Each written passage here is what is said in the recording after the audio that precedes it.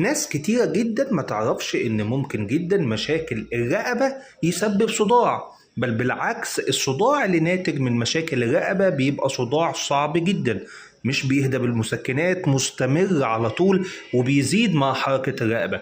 ومش ممكن بس يكون صداع لوحده، لا ده ممكن صداع، دوخة، غثيان، ان النظر بالنسبه لنا تحس ان هو فيه مش واضح، الرؤيه بالنسبه لك مش واضحه، او البلور ديفيجن زي ما احنا بنسميه. الحاجات دي كلها ممكن تحصل نتيجه مشاكل الرقبه.